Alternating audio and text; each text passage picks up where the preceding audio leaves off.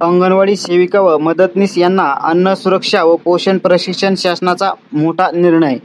तर नमस्कार मित्रांनो, आज आपण एक महत्त्वाच्या शासन निर्णयाची माहिती जाणून घेणार आहोत।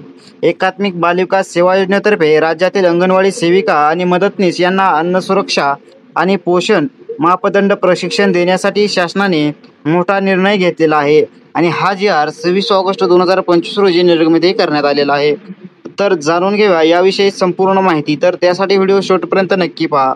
चॅनलवरती नवीन असाल तर आपल्या चॅनलला सबस्क्राईब करायला विसरू नका।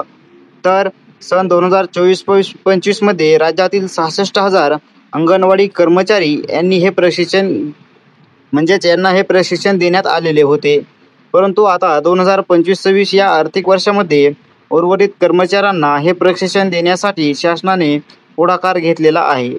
तर याकरिता महात्मा गांधी प्रशासन प्रशिक्षण संस्था यांच्या मार्फत एजन्सी नियुक्त करून निविदा प्रक्रिया राबविण्यात आली। तर यामधून या ठिकाणी निविदा प्रक्रिया व एजन्सी ही एकात्मिक बालविकास सेवा योजना आयुक्तालयाने ई निविदा प्रकाशित केली होती।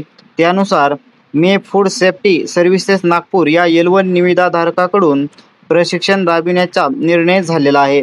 तर या प्रशिक्षणासाठी ठरलेले दर आहेत। तर प्रति प्रशिक्षणार्थी प्रति दर हा 1550 रुपये असून तर प्रवास भत्ता प्रति प्रशिक्षणार्थी प्रतिदिन हा 100 रुपये असणार आहे। तर प्रशिक्षणाचा लाभ घेणारे कर्मचारी तर या निर्णयानुसार राज्यातील सुमारे 75,757 अंगणवाडी सेविका व मदतनीस यांना हे प्रशिक्षण मिळणार आहे।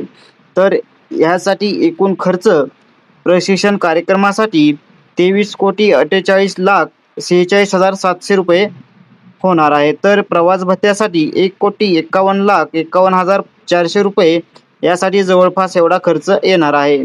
तर या निर्णयासाठी शासन मान्यता व अटीही काही दिलेल्या आहेत। तर शासनाने या प्रस्तावास मान्यता दिलेली असून काही महत्त्वाच्या अटी शर्ती या ठिकाणी घालण्यात आलेल्या आहेत।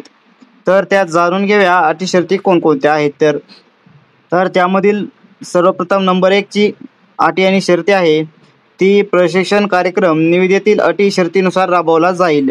तर त्यानंतर 2 नंबर एजन्सीने विहित कालावधीत प्रशिक्षण पूर्ण करणे बंधनकारक आहे। तर नंबर 3 दर 2 वर्षासाठी हा निर्णय लागू राहील। तर नंबर 4 कोणतीही अनियमितता झाल्यास जबाबदारी आयुक्तालयाची राहील। नंबर 5 प्रशिक्षण भारतीय अन्न सुरक्षा आणि मानक प्राधिकरण यांच्या मानकानुसार राबवले जाईल। तर नंबर 6 नॅशनल एज्युकेशन पॉलिसीच्या धर्तीवर SERT ने तयार केलेले अभ्यासक्रम व ट्रेनिंग मॉडेल देखील यात समाविष्ट केले जाईल। नंबर 7 क्षेत्रीय यंत्रणांना योग्य सूचना दिल्यानंतरच प्रशिक्षण सुरू होईल। तर नंबर 8 प्रशिक्षण पूर्ण झाल्यानंतर क्षेत्रीय यंत्रणेकडून प्रमाणित केल्यानंतरच देयके अदा केले जातील। तर नंबर 9 शासनाच्या खरेदी धोरणातील सर्व नियमांचे काटेकोर पालन होणार आहे। तर या निर्णयामुळे मित्रांनो राज्यातील अंगणवाडी सेविका आणि मदतनीस यांना अन्न सुरक्षा व पोषण विषयक महत्त्वाचे प्रशिक्षण मिळणार आहे।